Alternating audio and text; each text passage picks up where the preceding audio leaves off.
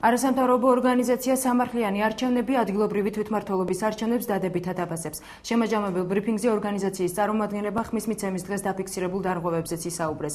სამართლიანმა არჩევნებმა ხმების პარალელური დათვლის შედეგებიც გამოაქვეყნა მათი მონაცემებით პროპორციულ არჩევნებში როგორც დედაქალაქში, ისე მთელი ქვეყნის მასშტაბით ერთიანი ნაციონალური მოძრაობა ლიდერობს. თბილისის მერობის კანდიდატებს შორის კი გიგი უგულავა 54.3%-ით პირველ ადგილს. 10 მაისის ადგილობრივი თვითმმართველობის არჩევნების შედგა, რაც გამოიხატა საქართველოს ამომრჩეველთა მხრიდან კენჭისყრაში აქტიური მონაწილეობით.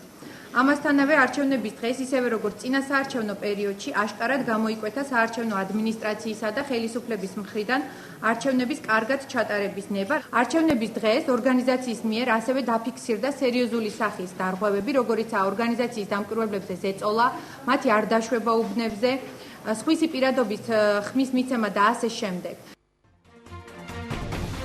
თქვენ უყურებთ მაესტროს ახალ ამბებს და გამოშვებას დღის სხვა მნიშვნელოვანი თემებით განვაგრძობთ.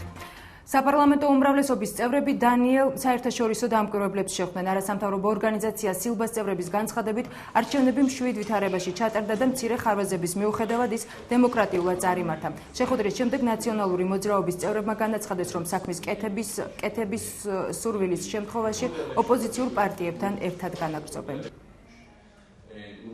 საუბარი იყო ბუნებრივი არჩევნებზე, გუშინელ არჩევნებზე, აღნიშნა კიდევ ერთხელ დანაწარმოებული არჩევნები იყო, ძალიან მნიშვნელოვანი ნაბიჯი იყო საქართველოს დემოკრატიის კონსოლიდაციისათვის. კენჭისყრის პროცესს ჩვენ მთელი დღის განმავლობაში ვაკვირდებოდით. შეგვიძლია ვთქვათ, რომ არჩევნები მშვიდ გარემოში ჩატარდა. მართალია იყო მცირე ხარვეზები, თუმცა ვფიქრობ, ეს შედეგზე გავლენას არ იქონიებს. ამერიკული გამოცემა Washington Post-ი საქართველოში ჩატარებული არჩევნების შედეგებზე წერს. რუსეთ-საქართველოს ომიდან 2 წლის შემდეგ არჩევნებში პრეზიდენტ მიხეილ სააკაშვილის პარტია და მმართველი გუნდის კანდიდატები დომინირებენ, წერს გამოცემა. გაზეთი CESCO-ს წინასწარ მონაცემებსაც აქვეყნებს. სააკაშვილის თანაგუნდელმა გიგი უგულავამ 54% მიიღო და უახლოეს კონკურენტს 20%-ით გაუსწრო. ქვეყნის მასშტაბით სააკაშვილის გუნდმა ხმათა თითქმის 70% მიიღო. გამოცემა 2008 წლის აგვისტოს ომზეც წერს. რუსეთი საქართველოს ტერიტორიაზე შეიჭრა და ქვეყნის 2 რეგიონი დაიკავა. ომმა სააკაშვილის რეპუტაცია კიდევ უფრო შეარყია, თუმცა მანამდეც პრეზიდენტს მართვის ავტორიტარული სისტემის გამო ხშირად საყვედუროდნენ. სტატიის ავტორი გასული წლის საპროტესტო აქციებსაც იხსენებს და აღნიშნავს, რომ დემონსტრაციები წარუმატებლად დასრულდა და ოპოზიციურმა პარტიებმა გაერთიანება ვერ შეძლეს. ცოტნე გამსახურდიას გათავისუფლების მოთხოვნით 2 დღეა შიმშილობა დაიწყეს მოძრაობა მრგვალი მაგიდის წევრებმა. აქციის მონაწილეთა თქმით, ცოტნე გამსახურდიამ სასჯელ აღსრულების დეპარტამენტს მიმართა თხოვნით სამეურვეო საბჭოს შექმნის შესახებ, რომელიც ციხეებში არსებულ მდგომარეობას შეისწავლიდა და დაარეგულირებდა. ცოტნე გამსახურდია 28 დღეა შიმშილობს. პროტესტის უმაღლესი ფორმის შეწყვეტას მოთხოვნის დაკმაყოფილებამდე არ გეგმავენ არც მრგვალი მაგიდის წევრები.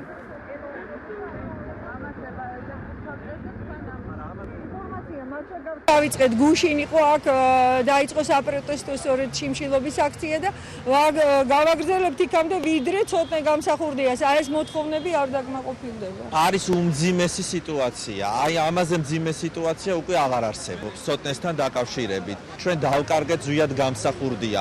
ამის გამო 20 წელი ფაქტიურად გაპარტახდა მთელი საქართველო და ამუღადაუშვებთ რომ კიდევ ერთი გამსახურდია, მით უმეტეს ზვიად გამსახურდიას ღირსეული ვაჟი სააკაშვილის საკონცენტრაციო ბანაკში რაღაცა დაემართოს. სახალხო სასამართლო რიგით მეორე საქმის განხილვას იწყებს. აფრასიძეების სარჩელი სასამართლოში დღეს ადვოკატმა მალხაზ ჯანგირაშვილმა და თანასწორობის ინსტიტუტის წევრმა ლაშე ჩხარტიშვილმა შეიტანეს.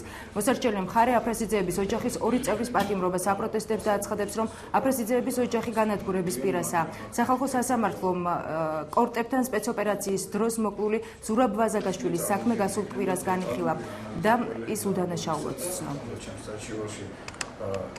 საქმის ობიექტური გამოძიება და მასთან დაკავშირებით სამართლებრივი აქტის მიღება ამ სასამართლოს მიერ იქნება უმნიშვნელოვანესი, რათა საზოგადოებას დავანახოთ, რომ მიხეილ სააკაშვილის რეალურ საფრთხეს უქმნის საქართველოს მოქალაქეებს.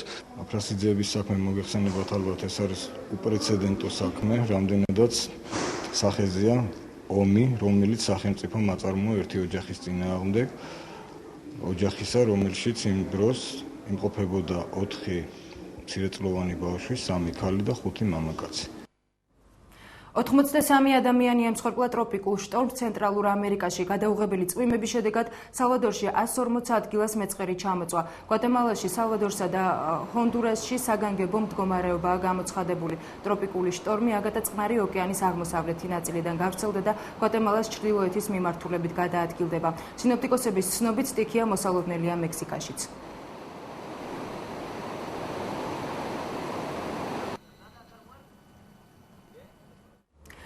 კოლუმბიის საპრეზიდენტო არჩევნებში ყოფილი მინისტრი ხუან მანუელ სანტოსი ლიდერობს. ხმების 50% ვერც ერთმა კანდიდატმა ვერ მიიღო. არჩევნების მეორე ტური კი 20 ივნისს გაიმართება.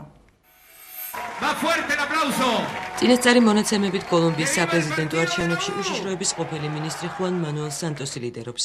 მან 49% დააგროვა, ხოლო მისმა მოწინააღმდეგე მწვანეთა პარტიის წარმომადგენელმა დედაქალაქის ყოფილმა მერმა ანტანას მოკუსმა 21%. თუმცა სანტოს ხმათა 50% უნდა მიიღო, რათა თავიდან აეცილებინა მეორე ტური, რომელიც 20 ივნისს გაიმართება. სანტოსმა კოლუმბიის ყველა პროვინციაში გაიმარჯვა გარდა ერთისა. მან ხმების უმრავლესობა დედაქალაქშიც მოიპოვა, სადაც მოკუსის გამარჯვებას ელოდნენ, რადგანაც ის დედაქალაქის მერი ორჯერ იყო. არჩევნების პროცესს როგორც ადგილობრივი, ასევე უცხოელი დამკვირვებლები ესწრებოდნენ. მათი განცხადებით არჩევნების პროცესმა მშვიდად ჩაიარა. ბატონო პრეზიდენტო, ეს თქვენი ტრიუმფია, რადგან ჩვენ თქვენ დიდ მემკვიდრეობას გავაგრძელებთ. კოლუმბიამ ხმათა უმრავლესობით ჩვენ დაგვიჭირა მხარი, რათა თქვენი მიღწევები დავიცვათ. აი თქვენი ქვეყანა როგორც ყოველთვის ტრიუმფალური. კოლუმბიის ამჟამინდელი პრეზიდენტი ალვარო ურიბე, რომელიც ქვეყანას 2002 წლიდან მართავს, დიდი პოპულარობით სარგებლობს და მისი რეიტინგი 70%-ს აჭარბებს. მაგრამ კონსტიტუციის თანახმად მას მესამე ვადით საპრეზიდენტო არჩევნებში მონაწილეობის უფლება არ აქვს.